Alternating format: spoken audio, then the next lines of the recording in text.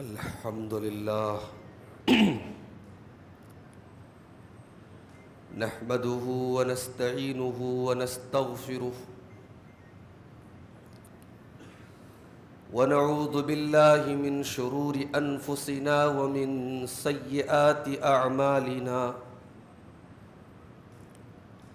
من يهده الله فلا مضل له ومن يضلل فلا هادي له وأشهد أن لا إله إلا الله وحده لا شريك له وأشهد أن محمدًا عبده ورسوله يا أيها الذين آمنوا اتقوا الله حق تقاته ولا تموتن إلا وأنتم مسلمون يا أيها الناس اتقوا ربكم الذي خلقكم من نفس واحدة وخلق منها زوجها وبث منهما رجالا كثيرا ونساء واتقوا الله الذي تساءلون به والأرحام إن الله كان عليكم رقيبا يا أيها الذين آمنوا اتقوا الله وقولوا قولا سديدا يصلح لكم أعمالكم ويغفر لكم ذنوبكم ومن يطع الله ورسوله فقد فاز فوزا عظيما أما بعد فإن خير الحديث كتاب الله وخير الهدي هدي محمد صلى الله عليه وسلم وشر الأمور محدثاتها وكل محدثة بدعة وكل بدعة ضلالة وكل ضلالة في النار أعوذ بالله من الشيطان الرجيم بسم الله الرحمن الرحيم ولا تكونوا كالتي نقضت غزلها من بعد قوة أنكاثا وقال تعالى في مقام آخر واعبد ربك حتى يأتيك اليقين. محترم حاضرین جمعہ، آج رمضان المبارک کی 25 تاریخ ہے اور آج کا جمعہ رمضان کا آخری جمعہ ہے. ہمارے معاشرے میں رمضان کے آخری جمعہ کو بہت سارے لوگ الوداع کا جمعہ بولتے ہیں، اور آج کے جمعہ ایک خصوصی اہتمام کرتے ہیں. نئے کپڑے پہننا، بعض جگہوں پر جمعہ کے بعد رمضان کے جانے کے غم میں نظمیں پڑھنا، کلام پڑھنا اور بہت کچھ کیا جاتا ہے. تو پہلی بات تو میں یہ کلیئر کر دوں کہ اللہ کے نبی صلی اللہ علیہ وسلم سے یا صحابہ کرام سے ایسا کوئی ثبوت نہیں ملتا. الوداع کے جمعہ کی کوئی حیثیت نہیں ہے. البتہ یہ بات ضرور ہے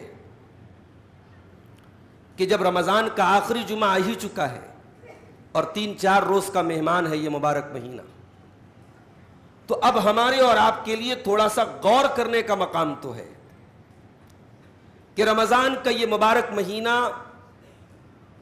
بڑی تیزی سے گزر گیا. نہیں محسوس ہوا کہ کب شروع ہوا کب ختم ہوا. آخری عشرہ تو آتا ہے تو ایسا لگتا ہے کہ جو ہے دن کیسے گزرتا ہے احساس نہیں ہوتا. سوال یہ ہے کہ رمضان کے بعد کیا ہوگا. رمضان بھر ہم نے بڑی عبادت کی، روزے رکھے، تراویح کی نماز ہم نے جماعت سے پڑھی، قرآن کریم کی خوب تلاوت کی، خوب اللہ کی راہ میں صدقہ کیا، خیرات کیا. سوال یہ پیدا ہوتا ہے کہ رمضان کے بعد کی زندگی کا کیا ہوگا. دیکھو بھائی، رمضان کی حیثیت ایک انسٹیٹیوشن کی ہے. رمضان میں ہم کچھ سیکھتے ہیں. اب سوال یہ ہے کہ رمضان سے ہم نے جو کچھ سیکھا اس کا ہماری ذات پر، ہماری پرسنالٹی پر، ہمارے بیہیویئر پر، ہمارے اخلاق پر کتنا اثر پڑا. رمضان ہمیں سب سے پہلا درس دیتا ہے تقوی کا. قرآن کریم میں اللہ تعالیٰ نے جب رمضان کے روزے کا ذکر کیا تو سب سے بنیادی بات، سب سے اہم بات جو روزے کا اصل مقصد ہے وہ کیا بیان کیا اللہ نے؟ یا ایھا الذین آمنوا کتب علیکم الصیام کما کتب علی الذین من قبلکم لعلکم تتقون. اے ایمان والو، یہ روزہ تم پر اس لیے فرض کیا گیا تاکہ تم متقی بن جاؤ، پرہیزگار بن جاؤ، اللہ کی حرام کردہ چیزوں سے بچنے والے بن جاؤ. رمضان کا پہلا سبق یہی ہے میرے بھائی. رمضان ہمیں یہ سکھاتا ہے کہ تقوی اتنا بھی مشکل نہیں ہے جتنا ہم نے بنا کے رکھا ہے. اللہ کے حرام سے بچنا اتنا بھی مشکل نہیں ہے جتنا ہم نے اس کو بنا کے رکھا ہے. اگر 30 دن یا 29 دن پورا ایک مہینہ ہم 14 گھنٹے 14.5 گھنٹے اپنی جائز شہوتوں کو چھوڑ سکتے ہیں، اپنی ضروریات کو چھوڑ سکتے ہیں، تو ہم اللہ کے حکم پر حرام چیزوں کو کیوں نہیں چھوڑ سکتے؟ اسی لیے روزہ کے بارے میں اللہ کے نبی فرماتے ہیں کہ الصیام جنۃ، روزہ ایک ڈھال ہے. ڈھال جانتے ہیں؟ ڈھال میدان جنگ میں ایک فوجی، ایک آرمر سامنے والے کے حملے سے ڈیفنس کرنے کے لیے جو ہتھیار یوز کرتا ہے، جو آلہ یوز کرتا ہے، اس کو ڈھال بولتے ہیں. روزہ ڈھال ہے. روزے کی حالت میں آپ ہیں، اللہ کے رسول فرماتے ہیں کہ جب کوئی انسان روزے کی حالت میں ہو تو اپنی زبان سے کوئی بیہودہ بات نہ نکالے، کوئی غلط بات نہ نکالے. سامنے والا اگر اس سے لڑائی کرے، اس سے گالی گلوچ کرے، تب بھی وہ اپنے منہ سے ایسی بات نہ نکالے. بھئی ہم سب جانتے ہیں کہ روزے کی حالت میں انسان کا معدہ خالی ہوتا ہے، اور جب معدہ خالی ہوتا ہے تو ٹیمپر ہائی ہوتا ہے، انسان کے اندر چڑچڑاپن پیدا ہوتا ہے، انسان کے اندر غصہ جلدی آتا ہے. تو شریعت کو تو ہمیں چھوٹ دینی چاہیے. ہم تو 14 گھنٹے کا روزہ رکھ رہے ہیں، گرمی کا 42 41 کا پارا چل رہا ہے. ہمیں تو اجازت ہونی چاہیے کہ صاحب ہم اتنی کٹھن اور اتنی محنت والی عبادت کر رہے ہیں، 2-4 باتیں کسی کو سنا دے تو کیا فرق پڑتا ہے؟ ہم تو بھوکے پیاسے صبح 4 بجے سے 5 بجے سے کچھ نہیں کھایا ہم نے. مگر یہاں الٹا ہو رہا ہے. اللہ کے نبی خاص طور سے تاکید کر رہے ہیں کہ اگر آپ روزے کی حالت میں ہیں تو اپنی طرف سے پہل بھی نہیں کرنا ہے، اور سامنے والا اگر آپ کو کچھ برا بھلا کہے تو آپ کو ضبط کر جانا ہے، آپ کو اپنے اوپر قابو کرنا ہے اور آپ کو کہنا ہے میں روزے سے ہوں. یہ ہے روزے کا سب سے بڑا سبق. روزہ آپ کو سیلف کنٹرول سکھاتا ہے. روزہ یہ سکھاتا ہے کہ ہمارے ایموشنز اپنی جگہ، ہمارے جذبات اپنی جگہ، ہمارا غصہ اپنی جگہ، اور اللہ کا فرمان اپنی جگہ. یہ ہے تقوی کا میرے بھائیوں سب سے اہم مفہوم یہی ہے تقوی کا. روزہ ہمیں اللہ کا ڈر سکھاتا ہے. آپ نے صبح 5 بجے کا پانی پیا ہے، ظہر کی نماز کے لیے آپ آئے، جمعہ کی نماز کے لیے آپ آئے، وضو کیا آپ نے، کلی کرنے کے لیے منہ میں پانی ڈالا آپ نے، پانی آپ کے منہ تک گیا، آپ کا حلق سوکھ کر کے کانٹا ہو رہا ہے، لیکن اس پانی کو آپ نے حلق کے نیچے اترنے نہ دیا. دنیا میں کسی کا ڈر نہیں ہے، کسی کے دیکھنے کا ڈر نہیں ہے، کسی کیمرے کا، کسی CCTV کیمرے کا ڈر نہیں ہے. اگر کوئی ڈر ہے تو اللہ رب العالمین کا ڈر ہے کہ ایک قطرہ بھی پانی میرے حلق کے نیچے گیا تو میں اللہ کو کیا منہ دکھاؤں گا. تو جو انسان روزے کی حالت میں ایک قطرہ پانی اپنے حلق کے نیچے نہیں ڈالتا کہ اللہ ناراض نہ ہو جائے، وہ حرام کا لقمہ اپنے حلق کے نیچے کیوں اتارتا ہے میرے بھائی؟ جو انسان 14 گھنٹے اپنے کھانے سے، پینے سے، اپنی جائز شہوت سے رک جاتا ہے، باقی سال کے 11 مہینے وہ ناجائز کاموں سے اور حرام کاموں سے اپنے آپ کو کیوں نہیں بچا سکتا ہے؟ یہ سب سے بڑا سبق ہے روزے کا. روزہ ہمیں یہ بتاتا ہے کہ اللہ تبارک و تعالی کی قدرت، اس کا علم، اس کی پکڑ ہر جگہ ہے. ہم کائنات کے کسی بھی کونے میں چلے جائیں اللہ کی پکڑ سے بچ نہیں سکتے. ان بطش ربک لشدید، اللہ کی پکڑ بڑی سخت ہے. حضرت لقمان کی وہ نصیحت آپ کو یاد ہے جو انہوں نے اپنے بچے کو کی تھی؟ یا بنی انہا ان تک مثقال حبۃ من خردل فتکن فی صخرۃ او فی السماوات او فی السماوات او فی الارض یأت بها اللہ ان اللہ لطیف خبیر. حضرت لقمان اپنے بچے سے کہتے ہیں کہ اے بچے دیکھ، اگر ایک رائی کے دانے کے برابر بھی تو کوئی عمل کرے گا. رائی جانتے ہوں گے آپ، پتہ نہیں آپ کیا کیا بولتے ہیں، وہ رائی بولتے ہیں. رائی جو ہے ایک بڑا معمولی سا ایک مسالہ ہوتا ہے جو کھانے وغیرہ میں ڈالا جاتا ہے. اللہ تعالیٰ نے اس کا نام لیا کہ رائی کے دانے کے برابر بھی اگر کوئی چیز ہوگی اور کسی چٹان کے نیچے، آسمانوں میں کہیں، زمین میں کہیں ہوگی، اللہ تبارک و تعالیٰ اس کو بھی سامنے لے آئے گا. یہ روزے کا سبق ہے میرے بھائی. اللہ کا ڈر، اللہ کا تقوی، اللہ کا خوف. روزہ ہمیں بھوک و پیاس کی تکلیف میں جب ہم مبتلا ہوتے ہیں تو ہمیں دنیا کے ان کروڑوں انسانوں کی بھوک کا احساس دلاتا ہے جو اپنی مجبوری کی وجہ سے بھوکے. ہم تو اختیار سے بھوکے ہیں. ایسا نہیں ہمارے پاس کھانے کو کچھ نہیں، کھانے کو سب ہے.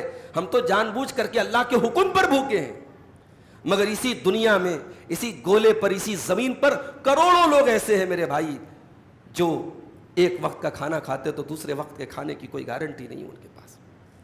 فلسطین کے ویڈیوز آپ کے سامنے سے بھی گزرے ہوں گے. کھانے پینے کی چیزیں جب وہاں بانٹی جاتی ہے شہر غزہ میں تو بچوں کی لائن لگ جاتی ہے، عورتوں کی لائن لگ جاتی ہے.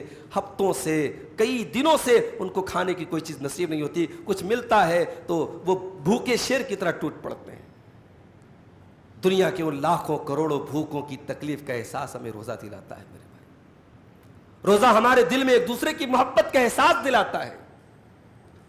اسی لیے اللہ کے نبی رمضان کی حالت میں، روزے کی حالت میں زیادہ سخاوت کرتے تھے. حضرت عبداللہ ابن عباس کہتے ہیں اللہ کے نبی صلی اللہ علیہ وسلم تیز چلنے والی آندھی سے بھی زیادہ سخی ہو جاتے تھے رمضان کے مہینے میں. تو رمضان تو جا رہا ہے میرے بھائی.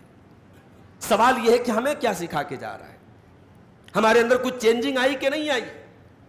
کہیں ایسا تو نہیں کہ عید کا چاند نظر آتے ہی ساری نیکی، سارا تقوی، ساری دینداری، ساری نماز کی پابندی، ساری قرآن کی تلاوت، سارا اعتکاف، ساری مہینے بھر کی عبادتیں ایک پل میں ہماری ختم ہو جاتی ہیں؟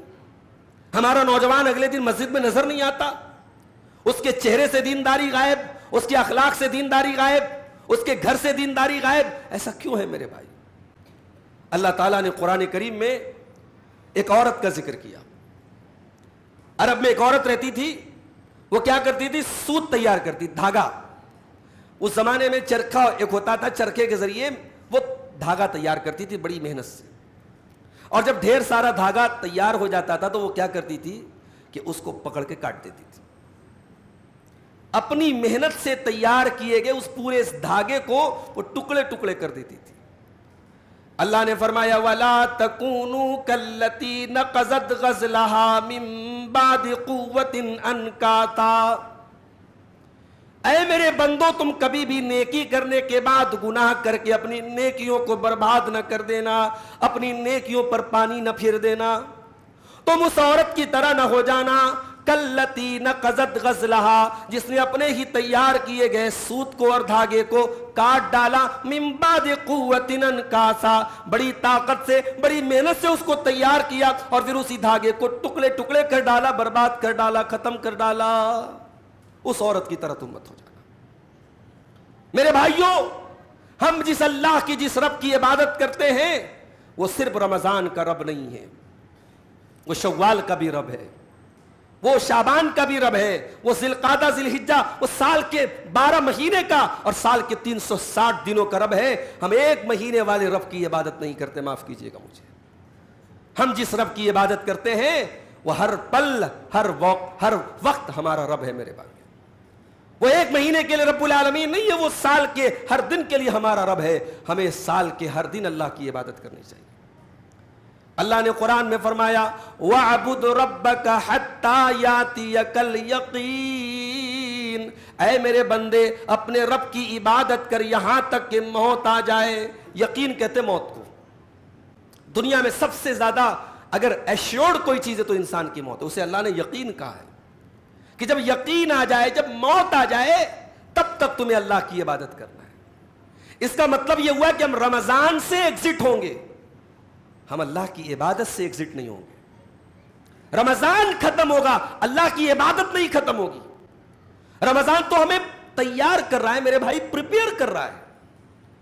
اگر رمضان کے بعد کی زندگی ہماری اللہ کی نافرمانیوں میں، گناہوں میں گزر رہی ہے تو ہماری مثال اس بے وقوف انسان کی طرح ہے جو اپنی گاڑی کو کہیں سروس کرنے کے لیے دیتا ہے، اور گاڑی جب سروس ہو کر کے آتی ہے اور بالکل تیار ہو جاتی ہے تو اس گاڑی کو لے جا کے وہ گیریج میں رکھ دیتا ہے۔ بھئی گاڑی کی سروس اس لیے نہیں کرائی جاتی کہ اس کو لے جا کے دھول کھانے کے لیے رکھ دیا جائے، اس کو چلانے کے لیے، اس کو یوز کرنے کے لیے اس کی سروس کرائی جاتی ہے۔ رمضان کا ایک مہینہ ہماری عبادتوں کے لیے ہماری سروسنگ کرتا ہے، ہمیں پریپیئر کرتا ہے، ہمیں تیار کرتا ہے، ہمارے اخلاق کو بدلتا ہے، ہمارے اندر اللہ کا تقوی پیدا کرتا ہے۔ اور ہم کیا کرتے ہیں صاحب، رمضان ختم ہوتے ہی اللہ کو بھول جاتے ہیں۔ ہماری مسجدیں ترسنے لگتی ہیں نمازیوں کے لیے، قرآن کریم گھر کی الماری کی زینت بن جاتا ہے، قرآن کو کوئی ہاتھ لگانے والا نہیں۔ ہماری زندگی میں جتنے حرام کام ہم نے رمضان میں چھوڑ کے رکھے تھے سب اس کے بعد فوراً شروع ہو جاتے ہیں میرے بھائی۔ ایک بہت بڑے تابعی گزرے ہیں امام بشر الحافی، ان سے کسی نے پوچھا کہ کچھ لوگ ایسے ہیں کہ جو رمضان میں بڑے نیک ہوتے ہیں اور رمضان جیسے ہی ختم ہوتا ہے وہ سارے نیکی کے کام بند کر دیتے ہیں اور دوبارہ گناہ اسٹارٹ کر دیتے ہیں۔ تو امام بشر الحافی نے جواب دیا بئس القوم لا يعرفون اللہ الا فی رمضان، بڑے برے ہیں وہ لوگ جو اللہ کو صرف ایک مہینے کے لیے پہچانتے ہیں، جن کا رب صرف رمضان کا رب ہے وہ ایسا کام کر سکتا ہے۔ معاف کرنا میرے بھائی، ہمارا رب صرف رمضان کا رب نہیں ہے، ہمارا رب تو ساری کائنات کا اور ہر وقت کا، ہر لمحے کا رب ہے۔ اور یاد رکھو میرے پیارے ساتھیوں، ہم نے رمضان میں جتنی نیکیاں کی ہیں، اگر ہماری نیکیاں اللہ کی بارگاہ میں قبول ہوئی ہیں تو قبول ہونے کی نشانی یہ ہے کہ رمضان کے ختم ہونے کے بعد بھی نیکی کا اثر ہمارے اندر باقی رہے۔ یہ بھی یاد رکھیے، ایک انسان جب کوئی نیک عمل کرے تو اس کو ٹینشن اس بات کی ہونی چاہیے، اس کو فکر اس بات کی ہونی چاہیے کہ میری نیکی اللہ کے قبول ہوئی کہ نہیں ہوئی۔ نیکی کرنا کمال نہیں ہے، نیکی کا اللہ کی بارگاہ میں قبول ہونا بھی کمال ہے۔ حابیل نے بھی اللہ کی بارگاہ میں قربانی پیش کی، قابیل نے بھی قربانی پیش کی، حابیل کی قربانی قبول ہوئی، قابیل کی نہیں ہوئی۔ حابیل کو غصہ آیا، اس نے کہا میں تجھے قتل کر دوں گا، اپنے بھائی سے بولا میں تجھے قتل کر دوں گا۔ قابیل نے بولا تو حابیل نے کیا جواب دیا؟ انما یتقبل اللہ من المتقین، اللہ تعالیٰ تو متقی لوگوں کی عبادت قبول کرتا ہے۔ اس لیے حضرت علی رضی اللہ تعالیٰ عنہ قرآن کی اس آیت کو پڑھتے تھے اور کہتے تھے کہ او لوگوں، عمل سے زیادہ اس پر محنت کرو کہ عمل قبول ہوا کہ نہیں ہوا، عمل کی قبولیت کی چنتا کیا کرو، عمل کی قبولیت کی فکر کیا کرو۔ تو میرے بھائیوں، ہماری یہ ٹوٹی پھوٹی عبادتیں اگر اللہ کی بارگاہ میں قبول ہوئی ہیں تو اس کی علامت یہ ہے، اس کا سمبل یہ ہے، اس کا انڈیکیٹر یہ ہے کہ رمضان کے بعد بھی ہمارے دلوں میں اللہ کا ڈر باقی رہے، رمضان کے بعد بھی ہمارے دلوں میں نماز کی محبت باقی رہے، قرآن کی محبت باقی رہے۔ تراویح ختم ہو گئی لیکن راتوں میں قیام اللیل ختم نہیں ہوا، زکوٰۃ اور صدقہ فطر کا ٹائم ختم ہو گیا، عام صدقہ خیرات ختم نہیں ہوا، آپ رمضان کے روزے ختم ہو گئے، نفل روزے نہیں ختم ہو گئے۔ میرے بھائیوں، نیکیوں کا سلسلہ رمضان کے بعد بھی جاری رہنا چاہیے۔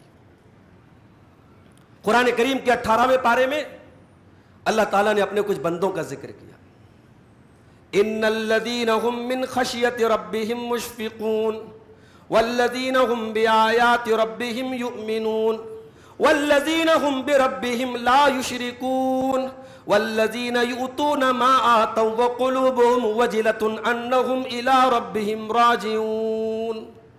اللہ نے فرمایا میرے کچھ بندے ایسے بھی ہوتے ہیں جو ہمارے خوف سے، ہمارے ڈر سے کانپتے رہتے ہیں، اور جو ہماری آیتوں کے اوپر ایمان رکھتے ہیں، جو ہمارے ساتھ شرک نہیں کرتے ہیں، والذین یؤتون ما آتوا، اور وہ اللہ کی راہ میں صدقہ کرتے ہیں، خیرات کرتے ہیں، اللہ کی راہ میں اپنا مال خرچ کرتے ہیں، اور ان کے دل میں ڈر ہوتا ہے انہم الی ربہم راجعون، کو ان کے اپنے رب کے پاس جانا ہے، وہ صدقہ کر کے بھی ڈرتے رہتے ہیں، وہ نیکی کر کے بھی ڈرتے رہتے ہیں۔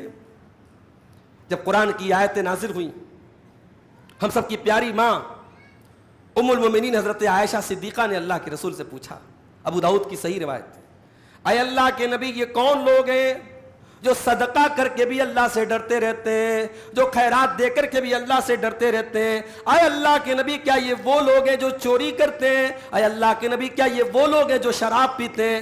آپ نے فرمایا لا یا بنت الصدیق، اے صدیق کی بیٹی، اے ابو بکر کی بیٹی، اے عائشہ، تم جو سمجھ رہی ہو غلط سمجھ رہی ہو۔ یہ آیت چور کے بارے میں نہیں ہے، یہ آیت شرابیوں کے بارے میں نہیں ہے، یہ آیت ان لوگوں کے بارے میں ہے جو نماز بھی پڑھتے ہیں، جو روزہ بھی رکھتے ہیں، لیکن ان کو ڈر ہوتا ہے کہ ان کی نیکی اللہ کے قبول ہوئی کہ نہیں ہوئی۔ اللہ کے نیک بندے ڈرتے ہیں میرے بھائی، اور ہم تو شیر بن گئے صاحب، ہمیں تو لگا کہ صاحب ہم نے نیکیوں کا پہاڑ کھڑا کر دیا، اتنا ہم نے اللہ کی راہ میں صدقہ دے دیا، اتنی زکوٰۃ نکال دی، 300 دن ہم نے کھڑے ہو کے تراویح کی نماز پڑھی حافظ صاحب کے پیچھے، ہم سے نیک کون ہے؟ میرے بھائیوں، ہم ایڑی رگڑ رگڑ کے اور ماتھے پٹک پٹک کے سجدے کر کر کے مر بھی جائیں، تب بھی اللہ کی عبادت کا حق تو ادا نہیں کر سکتے نا، ہم اللہ کے اوپر کوئی احسان تو نہیں کر سکتے، نعوذ باللہ۔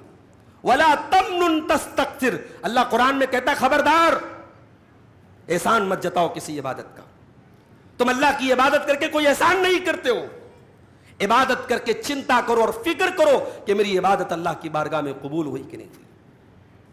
حضرت ابراہیم علیہ السلام کو دیکھو میرے بھائیوں، حضرت ابراہیم علیہ السلام خانے کعبہ کی تعمیر کر رہے ہیں، زمین پر اللہ کی پہلی مسجد، پہلا گھر خانے کعبہ، جس کو فرشتوں نے بنایا، یا بعض روایات کے مطابق حضرت آدم علیہ السلام نے سب سے پہلے بنایا تھا، اس کو ری بلڈ کر رہے ہیں، اس کو نئے سرے سے حضرت ابراہیم علیہ السلام بنا رہے ہیں، اور حضرت ابراہیم مستری کی حیثیت سے، اس میں مزدور کی حیثیت سے ابراہیم علیہ السلام کام کر رہے ہیں، ان کا بیٹا اسماعیل لیبر کی حیثیت سے کام کر رہا ہے، خلیل اللہ مستری کی حیثیت سے اور ذبیح اللہ لیبر کی حیثیت سے اس مسجد کی تعمیر کر رہے ہیں، اللہ کا گھر بنا رہے ہیں۔ اور یہ منظر خانے کعبہ کی یہ تعمیر کا منظر اللہ کو اتنا بھایا، اللہ کو اتنا پسند آیا کہ اللہ نے قرآن کریم کا ایک حصہ بنا دیا اس کو۔ وَإِذْ يَرْفَعُ إِبْرَاهِيمُ الْقَوَاعِدَ مِنَ الْبَيْتِ وَإِسْمَاعِيلُ، اور یاد کرو جب میرا بندہ ابراہیم میرے گھر کو بنا رہا تھا، خانے کعبہ کو بنا رہا تھا، اس کی بنیادوں کو اٹھا رہا تھا، اور اس کا بیٹا اسماعیل بھی اپنے باپ کا ساتھ دے رہا تھا، رَبَّنَا تَقَبَّلْ مِنَّا إِنَّكَ أَنْتَ السَّمِيعُ الْعَلِيمُ۔ یہ دونوں باپ بیٹے جب خانے کعبہ کو بنا رہے تھے میرے بھائی، تو ان کی زبان پر کوئی فخر نہیں تھا، کوئی غرور نہیں تھا کہ صاحب ہم بہت بڑا کمال کر رہے ہیں، بہت بڑا تیر مار رہے ہیں۔ اس خانے کعبہ کو بنانے کے ٹائم دونوں باپ بیٹے کی زبان پر بس ایک ہی دعا تھی، ربنا تقبل منا انک انت السمیع العلیم، پروردگار ہمارے اس حقیر سے عمل کو تو قبول فرما لے، تو دعاؤں کو سننے والا ہے، تو دل کے حال کو جاننے والا ہے۔ تو میرے بھائیوں، اپنی عبادتوں کی قبولیت کی فکر کرو، اور اس قبولیت کی اگر فکر ہے تو رمضان کے بعد کی اپنی زندگی کی حفاظت کرو میرے بھائی۔ ایسا نہ ہو کہ رمضان کی زندگی اور اس کے بعد کی زندگی اس کی اپوزٹ ہو، ورنہ اس بات کا ڈر ہے کہ کہیں ہماری یہ نیکیاں ہمارے منہ پر مار نہ دی جائیں میرے بھائی۔ رمضان کے آخر میں ایک عبادت اور ہم کرتے ہیں جس کو ہم صدقہ فطر بولتے ہیں۔ اللہ کے نبی صلی اللہ علیہ وسلم نے صدقہ فطر کو فرض قرار دیا۔ اللہ کے نبی نے فرمایا، حضرت عبداللہ ابن عمر کہتے ہیں کہ اللہ کے نبی نے صدقہ فطر کو فرض کیا ہے 1 سا جو یا 1 سا کھجور ہر آزاد پر، غلام پر، مرد پر، عورت پر، چھوٹے پر، بڑے پر جو مسلمان ہو۔ اب یہ سا جو ہوتا تھا، سا اس زمانے میں ایک پیمانہ ہوتا تھا، گلے کو ناپ کر کے دیتے تھے اس میں، تو سا 4 مٹھی بھر کے جب اناج دیتے تھے وہ 1 سا ہوتا تھا۔ جب اس کو کیلکولیٹ کیا گیا آج کے وزن کے حساب سے، تو وہ 2 کلو 100 گرام سے لے کر کے 2 کلو 700-800 گرام تک ہلکی اور بھاری چیزوں میں الگ الگ وزن اس کا آتا ہے. لیکن ایک احتیاطی مقدار جو ہمارے یہاں گیہوں استعمال ہوتا ہے یا آٹا استعمال ہوتا ہے، جو چاول استعمال ہوتا ہے، ایک احتیاطی مقدار علماء نے بیان کی کہ 2.5 کلو انف ہے، اور 2.5 کلو جو ہے آپ کا 1 سا کے برابر ہو جاتا ہے. اب حدیث میں سا اناج دینے کا ذکر آیا. بعض علماء کا موقف یہ ہے، بڑا سخت موقف ہے، کہ صاحب آپ کو اناج ہی دینا ہے، اناج کے علاوہ اگر آپ کوئی رقم دیں گے تو جائز نہیں ہے، اناج کی آپ قیمت نہیں دے سکتے. ابھی آج ایک صاحب نے شیخ ابن عثیمین رحمہ اللہ کا فتویٰ بھیجا، انہوں نے کہا کہ فقیر کیا کرتا ہمیں اس سے مطلب نہیں ہے، ہم جس غریب کو صدقہ فطر دے رہے ہیں وہ کیا کرتا ہے اس سے مطلب نہیں ہے، ہمیں نبی نے اناج دینے کا ذکر کیا ہے، ہم اناج دیتے ہیں. دیکھیے ایک بات آپ سمجھ لیجئے، جہاں عبادت میں مال کا معاملہ آئے، جہاں مال دینے کا معاملہ ہے، وہاں ہم احتیاط کا پہلو نکالتے ہیں. مثال کے طور پر بنارس میں ساڑی کا کاروبار ہوتا ہے. اب کسی کے پاس 1 لاکھ کی ساڑی ہے تو ساڑی کی زکات تو ساڑی سے نکلنی چاہیے، مگر ایسا تو نہیں کیا جاتا. ساڑی کی ایک ویلیو نکالی جاتی ہے اور پھر اس کی لوگ پیسے کے ذریعے زکات نکالتے ہیں. وہاں تو ہم نہیں کہتے صاحب کہ ساڑی ہے تو ساڑی کی زکات نکالنی چاہیے. تو ہم جس مقصد کے لیے صدقہ فطر نکال رہے ہیں، حدیث میں آتا ہے کہ فقیر کو، غریب انسان کو ہم عید کے دن کسی کے گھر کا چکر نہ لگائے، عید کے دن کم سے کم کسی کے آگے ہاتھ نہ پھیلائے، ہم اس کو اس سے بے نیاز کر دیں. یہ مقصد ہے صدقہ فطر کا. تو یہاں اتنی سختی کرنا کہ صاحب قیمت نہیں دے سکتے، اور قیمت اگر دیں گے تو ادا نہیں ہوگی، اتنی سختی مناسب نہیں ہے. کیونکہ ہم صدقہ فطر جس غریب کے لیے دے رہے اس کا فائدہ کس میں، ہم یہ دیکھیں. آپ اللہ کے نبی کے دور میں 1 سا دیا جاتا تھا، آج آپ سا کے ذریعے تو نہیں دے رہے، آپ کلو گرام کے ذریعے تول کے دے رہے ہیں، کیونکہ آپ اندازہ لگا رہے کہ اس سا کے برابر اتنا کلو گرام ہوتا ہے. آپ یہاں اندازہ لگانے کی بات کر رہے ہیں تو آپ قیمت کیوں نہیں نکال سکتے؟ تو قیمت کے معاملے میں بہت سختی کرنا. اور ہم یہ دیکھتے ہیں اسی سماج میں کہ جن غریبوں کو صدقہ فطر کا اناج دیا جاتا ہے، ڈھیر سارا اناج ہو جاتا ہے، 50 روپے کے جی میں جو چاول آپ لائیں گے وہ 25 میں جا کے بیچتا ہے وہ غریب آدمی. تو اس کا نقصان نہیں ہو رہا ہے. تو ایسی، میں یہ نہیں کہتا اناج دینا بہتر ہے، افضل ہے، سامنے والے کو اگر اناج کی ضرورت ہے آپ اناج دیں، لیکن اگر اناج کے ذریعے اس کا کام نہیں بن رہا ہے، پیسہ اس کے حق میں زیادہ بہتر ہے تو پیسہ دیا جا سکتا ہے. بعض لوگ کہتے ہیں صاحب اگر ہم نے اس کو صدقہ فطر میں پیسہ دے دیا تو وہ شراب بھی پی سکتا ہے، وہ کسی غلط کام میں بھی استعمال کر سکتا ہے. تو بھائی غلط کام میں تو آپ اناج دیں گے اس کو بھی استعمال کر سکتا ہے. آپ اس کو کہاں تک کنٹرول کرو گے؟ جو انسان گڑبڑ ہے وہ آپ کا اناج لے جا کے اونے پونے بیچ دے گا اور اس پیسے کا بھی غلط استعمال کرے گا. تو بہرحال صدقہ فطر اناج سے دینا افضل اور بہتر ہے، لیکن قیمت میں بھی دیا جا سکتا ہے. علامہ ابن تیمیہ وغیرہ کا موقف یہ ہے اور مضبوط موقف ہے یہ. صدقہ فطر آپ کو کب دینا ہے؟ عید کی نماز کے پہلے دینا ہے. اگر عید کی نماز کے بعد آپ دیتے ہیں تو آپ کا صدقہ فطر اللہ تعالیٰ کیا قبول نہیں ہوگا. جیسے قربانی عید الاضحیٰ کی نماز کے پہلے کرتے ہیں تو قربانی آپ کی قربانی نہیں ہوگی، عام ذبیحہ ہوگی. ایسی صدقہ فطر اگر آپ عید کی نماز کے بعد دیتے ہیں وہ عام صدقہ ہوگا، وہ صدقہ فطر نہیں مانا جائے گا. تو کوشش کریں آپ کی عید کا چاند نکلتے ہی دے دیں. 1-2 دن پہلے بھی آپ دے سکتے ہیں، عید والے دن بھی آپ دے سکتے ہیں، لیکن بہتر ہے کہ آپ عید والی چاند رات کو ہی دے دیں آپ، تاکہ اس غریب کے گھر میں وہ چیز پہنچ جائے. اس کے بعد ہم عید کی 2 رکعت نماز پڑھتے ہیں، اور یہ عید کی جو 2 رکعت نماز ہم پڑھتے ہیں میرے بھائیوں، یہ ایک شکرانہ ہے. ہم اللہ کا شکر ادا کرتے ہیں کہ اے اللہ جس طریقے سے تو نے 1 مہینے کے روزے کی ہمیں توفیق بخشی، 1 مہینہ ہم نے تیری عبادت کی، آج تیری بارگاہ میں ہم سر جھکا کر اور یہ 2 رکعت نماز پڑھ کے ہم تیری بارگاہ میں شکر ادا کرتے ہیں. اور اے اللہ ہم تجھ سے دعا کرتے ہیں کہ آئندہ زندگی میں بھی ہمیں تو اپنی نیکی کے کام کرنے کی ہمیں توفیق دینا. اس بات کا اظہار ہم کرتے ہیں اس عید کی نماز کے لیے. عید کی نماز میں ضرور اپنے گھر کی عورتوں کو بھی شامل کریں. اور عید کی نماز اللہ کے نبی کھلے میدان میں پڑھتے تھے، عیدگاہ میں پڑھتے تھے. مجبوری میں مسجد میں پڑھی جا سکتی ہے ورنہ عیدگاہ میں پڑھنی چاہیے، اور عورتوں کو بھی ضرور لے کے جانا چاہیے. حضرت ام عطیہ کہتی ہیں کہ اللہ کے نبی صلی اللہ علیہ وسلم ہمیں حکم دیتے تھے کہ ہم کنواری عورتوں کو، شادی شدہ عورتوں کو اور پردے والی عورتوں کو سب کو لے کر کے ہم جائیں.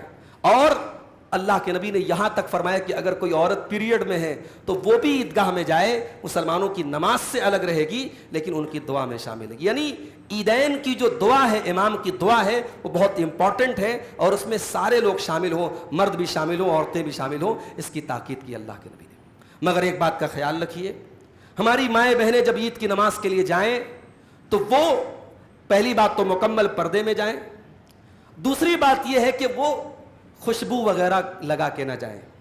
جس طریقے سے عام حالات میں عورت کا خوشبو لگا کر کے نکلنا، غیر مردوں کے پاس سے اس کا گزرنا حرام قرار دیا گیا ہے، نماز کے لیے جب کوئی عورت نکلتی ہے تو خاص طور سے منع کیا گیا ہے. تو اپنی ماؤں بہنوں سے ہم کہنا چاہتے ہیں، بہت میک اپ کر کے اور بہت خوشبو والے جو ہے آئٹمس لگا کر کے اور بالکل بن سنور کر کے اور بے پردہ ہو کر کے اگر کوئی عورت جاتی ہے تو ایسا جانا بالکل بھی مناسب نہیں ہے اور ہم یہ اسلام کی غلط چھوی پیدا کر رہے ہیں میرے بھائی.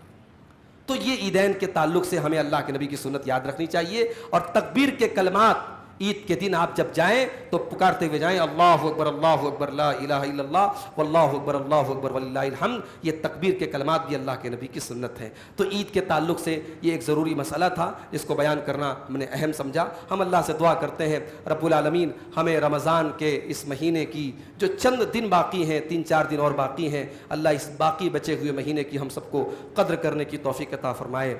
اللہ تعالی ہماری تمام عبادتوں کو قبول فرمائے. ہم سے جو کمی ہوئی ہے اس مہینے میں، اس مہینے کا حق ادا کرنے میں ہم سے جو کوتاہی ہوئی ہے، اللہ اپنے فضل و کرم سے ہماری کوتاہیوں کو معاف فرما دے. رب العالمین ہماری تمام عبادتوں میں اخلاص پیدا فرما دے. رب العالمین ہمیں سے جو بیمار ہیں ان کو شفائے کامل عاجل عطا فرمائے. جو روزی روٹی سے پریشان ہیں، کاروبار سے پریشان ہیں، اللہ ان کی روزی روٹی میں، کاروبار میں برکت نصیب فرمائے. رب العالمین ہم سب کی ہر قسم کی ذہنی اور جسمانی تکلیفوں کو دور فرمائے. رب العالمین آنے والے ہمارے ملک کے انتخابات میں ایسے لوگوں کو ہمارے ملک کا اقتدار عطا فرمائے جو ملک میں امن، چین اور سکون کی حکومت کر سکیں اور ملک میں فرقہ پرستی اور اسی طریقے سے نفرت کی سیاست کا اللہ تعالیٰ خاتمہ کر دے.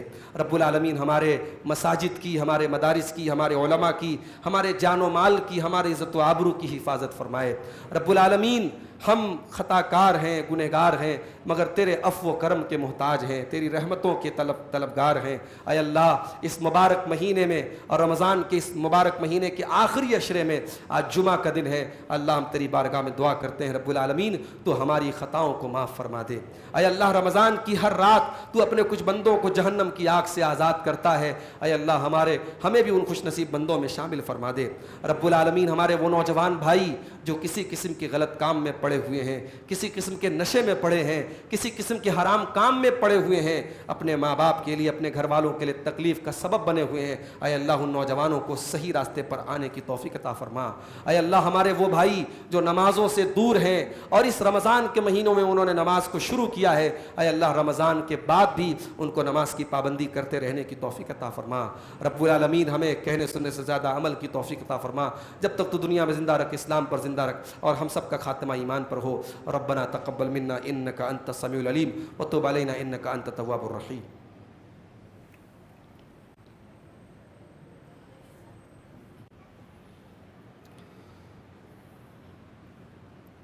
الحمد لله كفى وسلام على عباده الذين اصطفى. أما بعد أعوذ بالله من الشيطان الرجيم. بسم الله الرحمن الرحيم. إن الله وملائكته يصلون على النبي يا أيها الذين آمنوا صلوا عليه وسلموا تسليما. اللهم صل على محمد وعلى آل محمد كما صليت على إبراهيم وعلى آل إبراهيم إنك حميد مجيد. اللهم بارك على محمد وعلى آل محمد كما باركت على إبراهيم وعلى آل إبراهيم إنك حميد مجيد. اللهم أعز الإسلام والمسلمين وأذل الشرك والمشركين ودمر أعداء الدين. إن الله يأمر بالعدل والإحسان وإيتاء ذي القربى وينهى عن الفحشاء والمنكر والبغي يعظكم لعلكم تذكرون.